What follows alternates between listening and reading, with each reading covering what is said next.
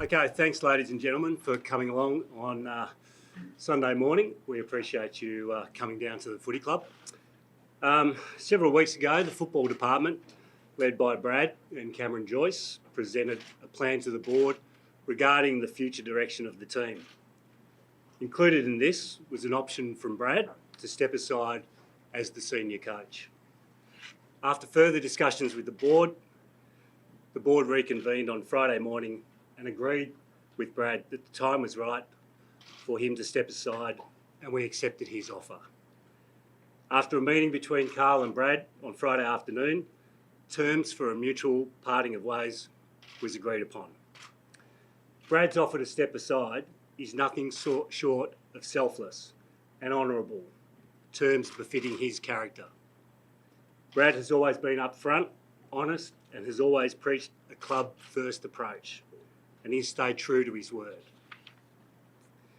Since he walked into the club at age 33, Brad has poured his heart and soul into this footy club.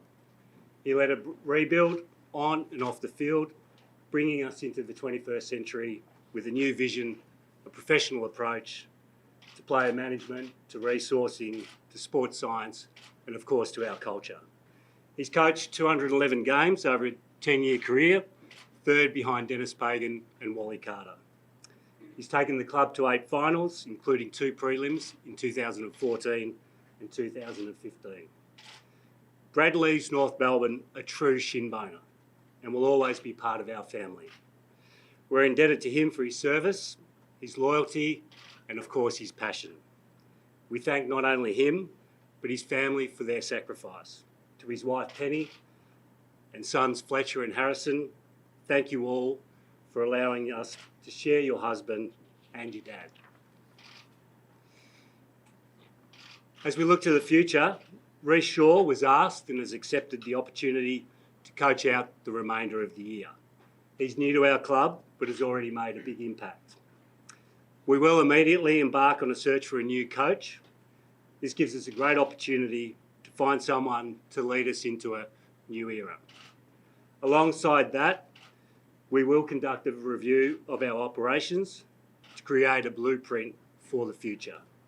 This will be headed by Peter Nash, the former National Chairman of KPMG, former Club and Football Director Glenn Archer, and current board member Brian Walsh. I'd like to once again, on behalf of everyone at the North Melbourne Football Club, our members, our supporters, the staff and the players, congratulate Brad on a fantastic tenure at the North Melbourne Footy Club. Well done, Brad. Thanks, Ben.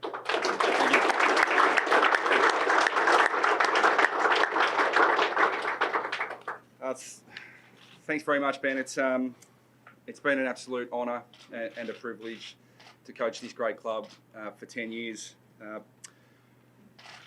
When we first started this journey 10 years ago, the club was in a significant period of renewal. We weren't in the current facility that we're in now.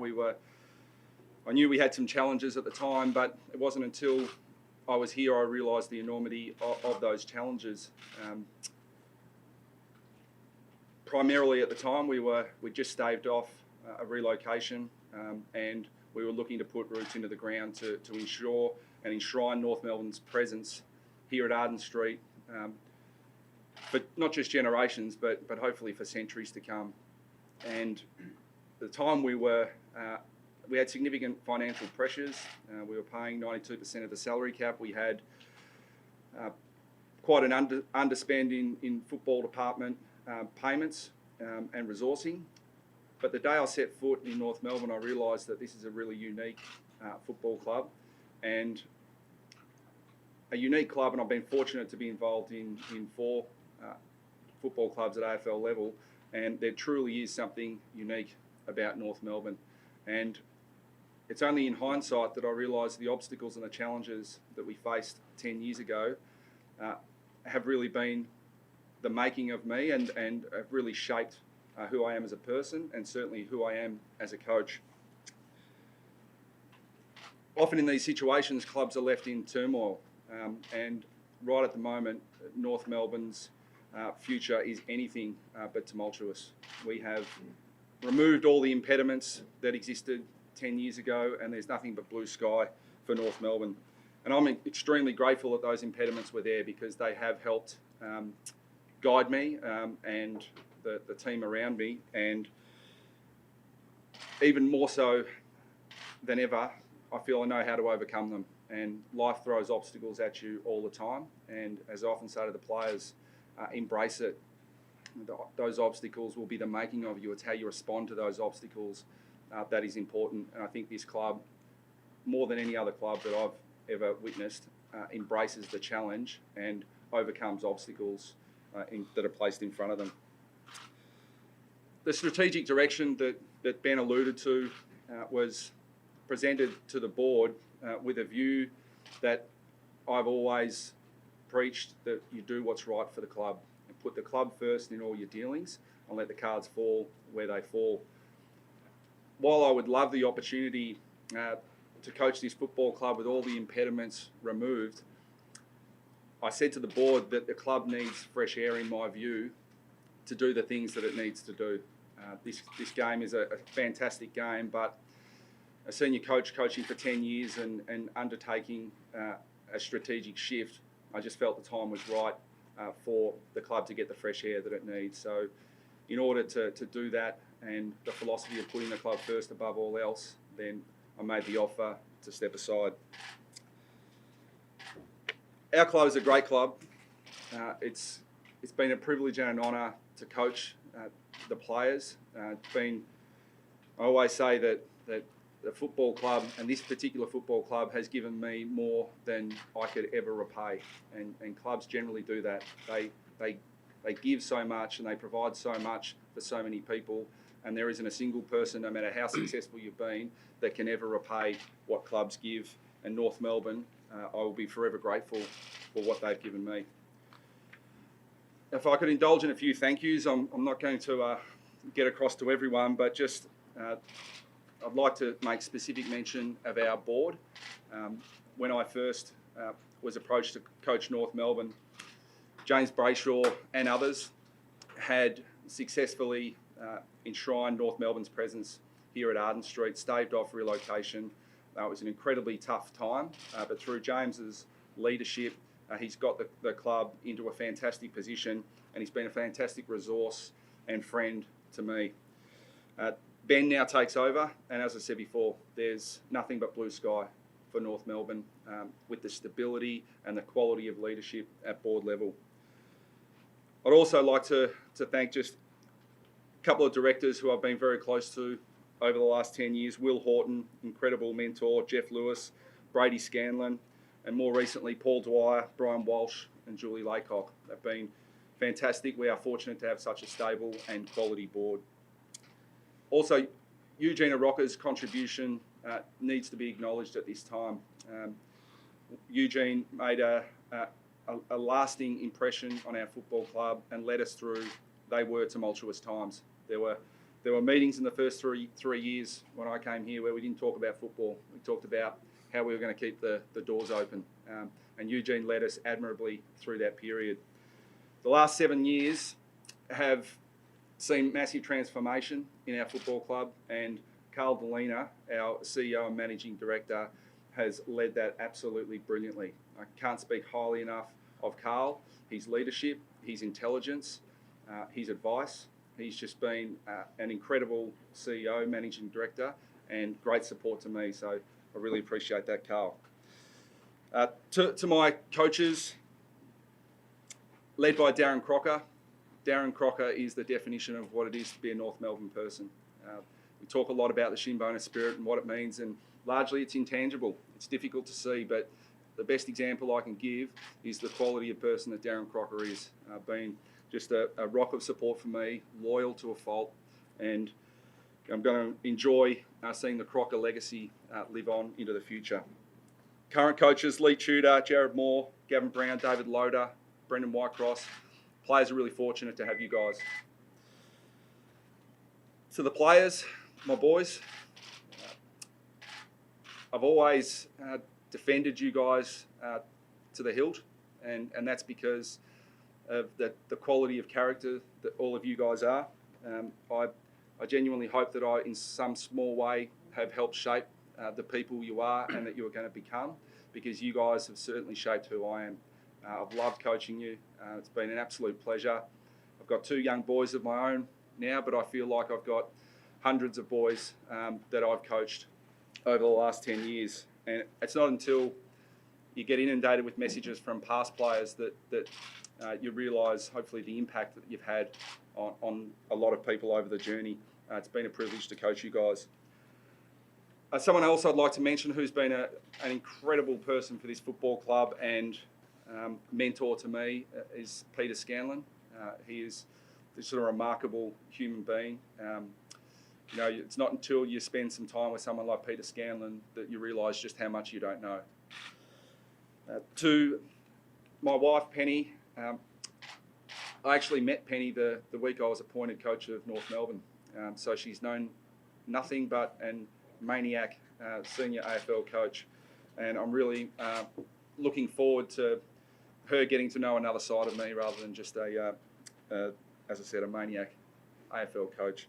And I also like to acknowledge my mum, who's had, talk about life obstacles. Mum's had more than her fair share, and you know she's responsible for every little bit of success that our family has enjoyed, and she certainly shaped who I am. Our supporters, we are really fortunate at this club to have passionate people support our club. I've loved coaching this club. It's been a privilege to do it, and the way that our supporters get behind us, as I mentioned, we've had obstacles over 150 years, but our supporters are loyal to a fault. They're passionate. They help drive this club, and really we exist to serve them. And it's been an absolute privilege to be the custodian, and our supporters have been incredibly good to me, really supportive over 10 years. Finally, just 2 really special coterie groups, our shin boners and our match committee. Unbelievable relationship with all you guys. You have left a lasting legacy for our football club.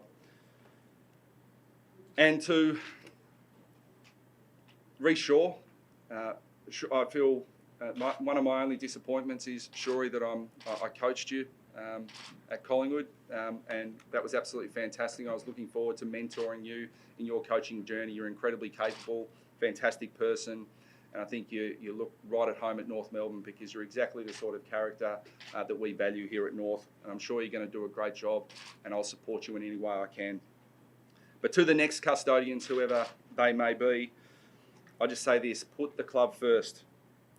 Maintain your integrity at all times. Do what's right, not easy. Embrace the challenge. Enjoy the ride, because there's nothing but blue sky ahead for North Melbourne. Thank you, and happy to take questions.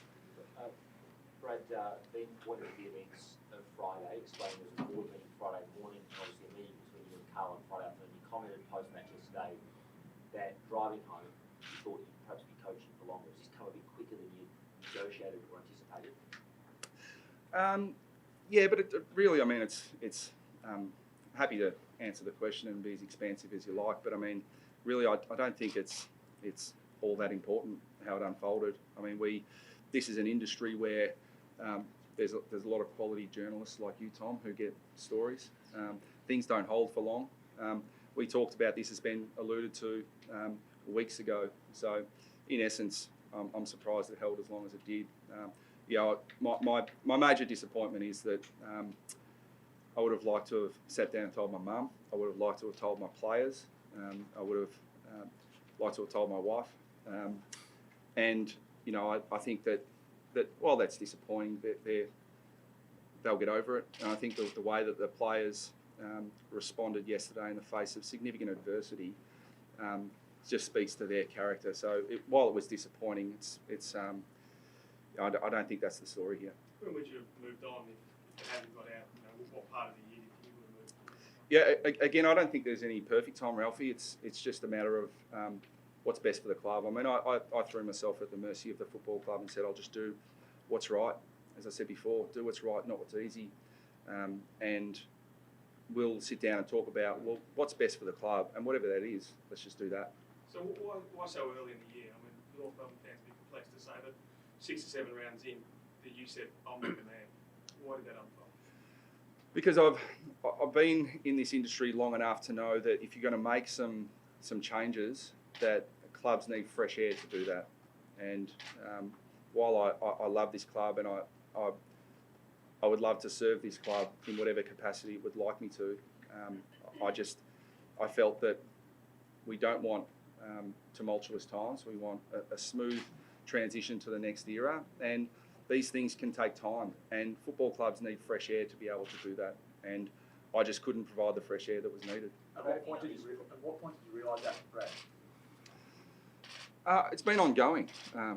I've said repeatedly over a number of years that I'll do what's right for the footy club.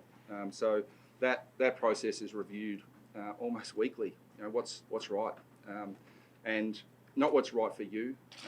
And again, I mentioned I would have liked to have told the players and my wife and my mum. My manager didn't know either, so he's really frustrated with me. But I mean, the bottom line is that I didn't want any insinuation that circumstances were being manipulated. It was purely that we need to assess what's right for the club, and once we come to that conclusion, let's do it. Brad, you said you don't want any insinuation circumstances of being manipulated. Is that English for you haven't spoken to other clubs and negotiated a separate deal where it might have benefited North and might have suited another club to go there?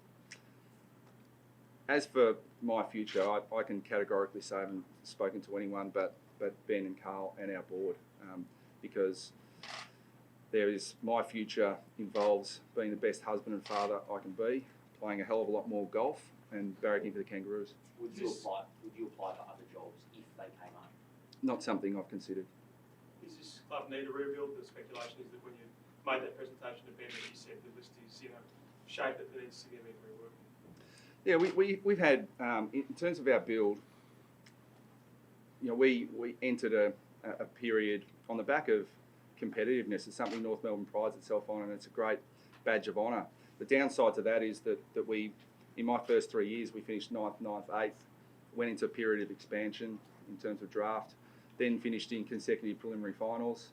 And so, you know, our recruiters have had an incredibly tough time when we haven't, in my entire time here, we've never had multiple first round draft picks. We've never had a priority pick in its history. And so that makes it very, very difficult to build on the back of competitiveness. And, you know, I look at the way this industry works, and the recruiters need more opportunity than they've had in the past. The shin bonus group just talked a lot about Brad, and there was not an incident, but a slight run with David King yesterday who suggested that you weren't the intrinsic part of Arden's career. Is that a massive insult? You've been coaching here for the best part of a decade. You've coached 211 games for this football club. What's your reaction to where you fit in the North Melbourne fabric? I'm a very, very, very small part of an incredible 150-year history. As I said, there isn't a single person who gives more than they receive from North Melbourne. I've been honoured and privileged to represent this football club, and I'm really humbled by the people that I've been associated with and what it's given me. So,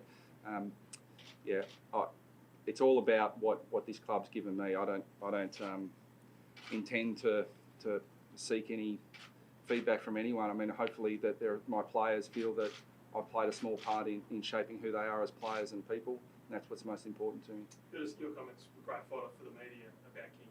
Any regrets that maybe took away from the amazing performance of the players and how it finished up? No, I always like to give you guys something to write about. Where did you expect the list to be when you made tough calls on the veterans several years ago? Where has it gone wrong since that point? Yeah, well, again, I don't think it's gone wrong necessarily. It's just been that we had a whole lot of players retire, and you don't get draft compensation for retirements. And one thing we were able to, I talked about impediments before, paying 92% of the salary cap. We worked really closely with the AFL to really design the banking mechanism in the salary cap.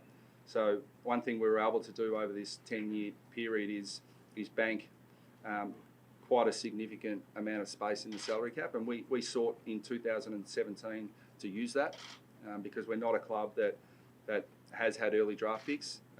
But what became evident is it's incredibly difficult to attract the best players in the competition from really good clubs to North Melbourne. But one thing we have done is the players we drafted and the talent that we drafted into our club, they very rarely, if ever, leave. The culture here is very strong, but we know that getting players from other clubs is very difficult, and my view is that there's always quality in the draft, and that's where our focus needs to be. Jack, Kelly, Martin, Brad, just a couple of names to the club and the club resume. How damaging was it in which that you could land one of those guys? No, not damaging at all. I applaud the club for those audacious bids.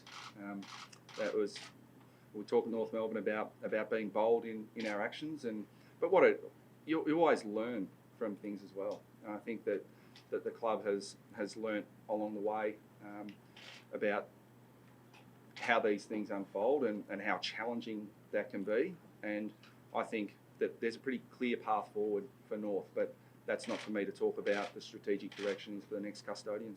Benny, have you got enough cash to give the best in the best as a coach, even if that player person's contract? Oh, absolutely. As Brad alluded to and commented on, we're in very, very strong financial position. In fact, I don't think the club's ever been in as strong a financial position as it is right now.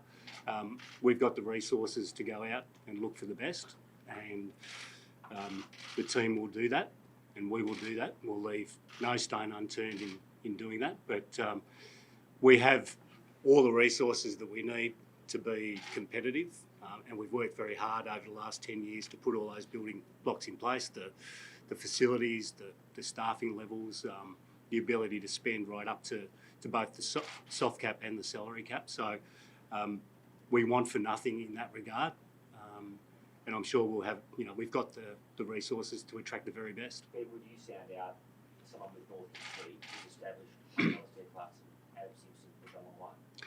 Well, look, I won't go into commenting on anyone that we might be looking to recruit in as coach. I don't think today is the time to do that. Today's an opportunity to acknowledge the great contribution that Brad's made to the footy club, and send him off with a fantastic North Melbourne farewell. But clearly, there's a lot of very good coaches out there, both experienced and those that are unproven yet, and we'll search for the very best. Is the board leaning towards a proven coach or someone unproven?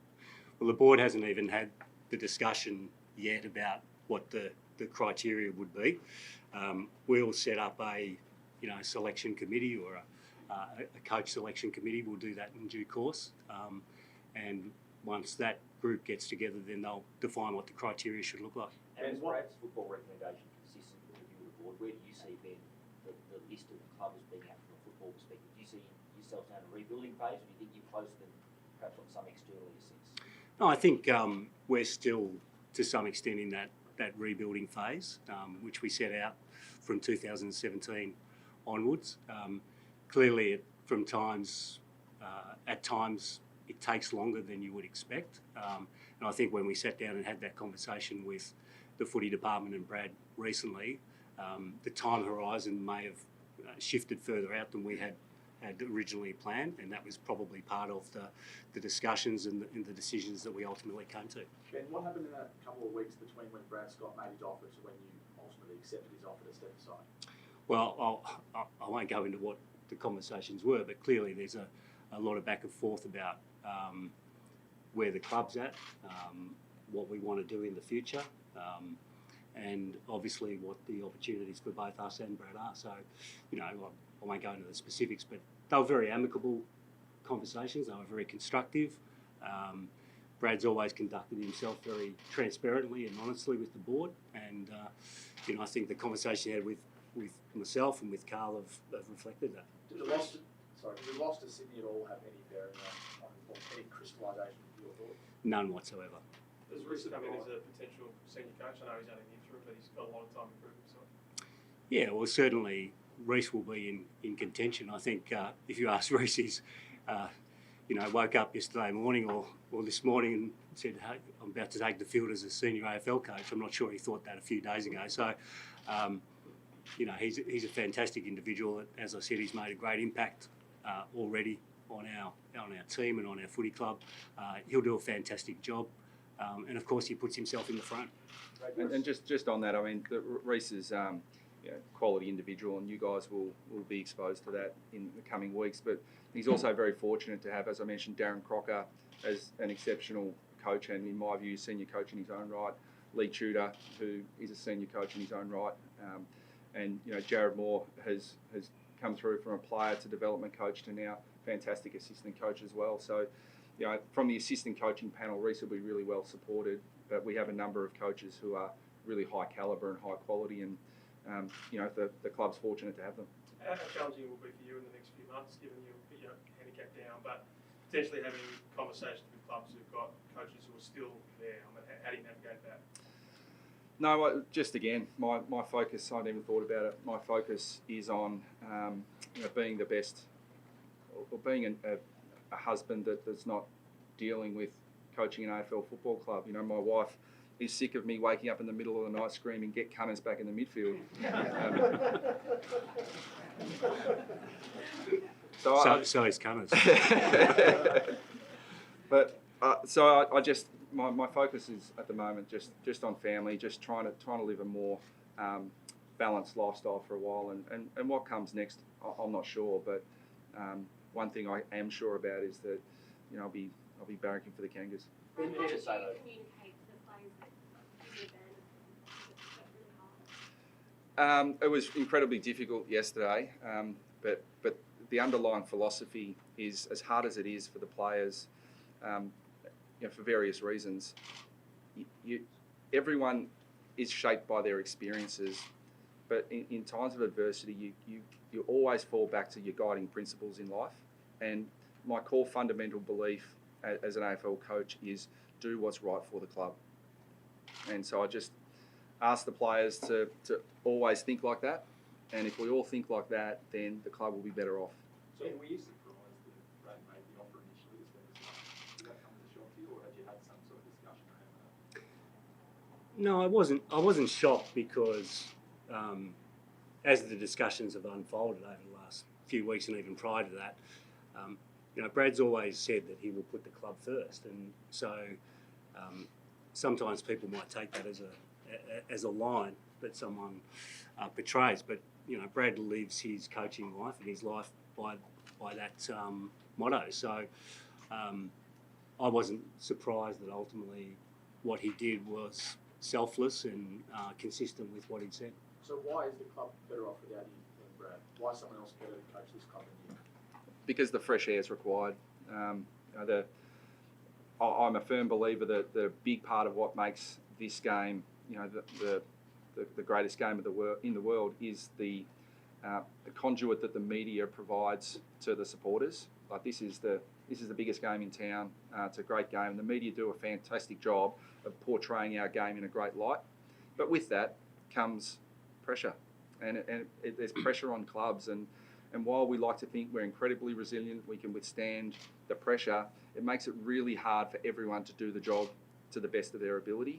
And when there's going to be significant change, clubs need that fresh air. And I just felt that while I would love the opportunity that the club has now, I would have loved that opportunity 10 years ago, we were going through a very different phase and we had massive impediments.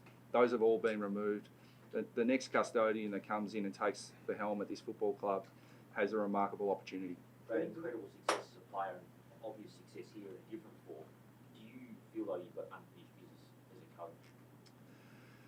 Yeah, it's interesting. I don't.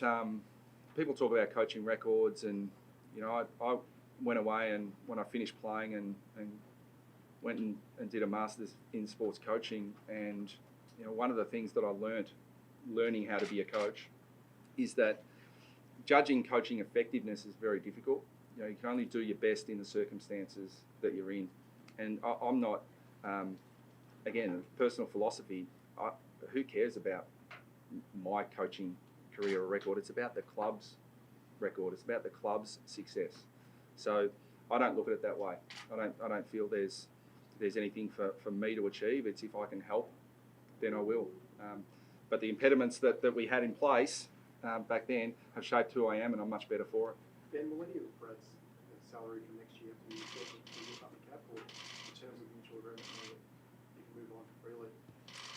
Oh, look, I don't think it's the appropriate place to get into discussing any of the commercial aspects of this. You know, we're very satisfied that we can deal with whatever that has created. But you know, we again, I say this is an opportunity to say thank you to Brad for his contribution and the legacy that he's left with us. We're not going to discuss those matters. Do you think you'd be a worthy senior coach for someone next year or the year after that? Yeah, absolutely. I think Brad's, you know, if he wants to, has got more to give in the coaching arena. But I also think Brad's got the capabilities and the skills and the experience to do something outside of coaching as well. He's a intelligent, thoughtful, strategic thinker, and I'm sure there's going to be more than just coaching opportunities that crop up for him. When you reflect on your tenure, Brad, do you think the preliminary finals you made were actually missed opportunity, or do you see them as a really good bit of coaching and playing from the playing group to get yourself to a preliminary final times two? Yeah, I think the players did a remarkable job in that period. You know, I've got to be careful about individualising, because once you start, I might not stop. But I mean, players of the calibre of Nick Del Santo, Sean Higgins, Jared Waite coming into our club, one of my most satisfying elements of coaching is I prided myself in getting the best out of people, both as people but also as players. And you know, those three guys are examples of players that have come from other clubs and left an indelible mark on our football club. And they, you know, along with other players, were just unbelievably influential in getting us into those positions.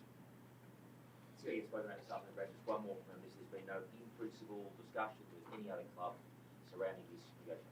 Categorically no. And the reason, as much as I love him, the reason I didn't talk to my manager about this is because I didn't want him having any of those discussions either. Then, Eddie was lying yesterday, they've got big coverage delivered to the time for North Melbourne Tasmania. Is that? I think Eddie, with due respect to him, should focus on what the Collingwood Football Club is doing and not worry about what North Melbourne Football Club is doing. I've been very categorical about saying that we've got a fantastic relationship with Tasmania. This year we're playing 4 games for the first time, but under my leadership we'll play no more than 4 games. Ben, are there any other changes before the start of that football review that you can share with us? Are there other structural changes? No, I mean we'll undertake the review. That will take a period of time.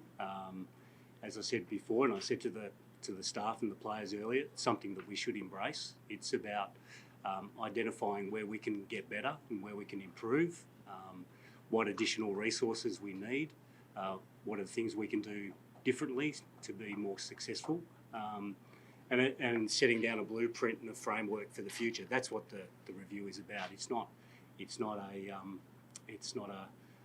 going to look at individuals per se. It's about looking at us as an organisation and how effective we are at becoming a winning football team. That's what it's about. Are you going to stay in the competition committee? If they want me, I mean that's another example of just I'm there to serve, and I will continue to serve if they would like me to. But if I'm just a lay person in the street and they don't want me to, that's okay too.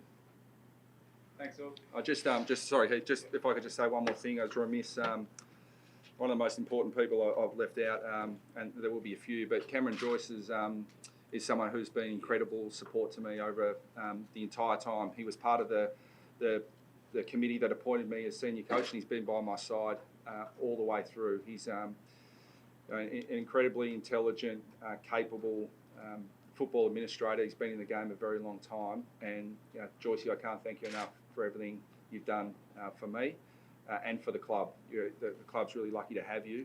And just finally, to the wider media, I really mean it when I say that the media helped make this great game what it is. The way that the game is portrayed covered, is just absolutely first class. And you know, the game would just be an amateur game if it wasn't for the role the media play in acting as the conduit from the players and coaches to the fans. So I think we do that pretty well at North Melbourne too, and you know, we've got one of the best in the business, and Heath O'Loughlin running our media team, and I hope North Melbourne stays as open with the media as it has been for the last 10 years. Thanks. Well done. Thanks.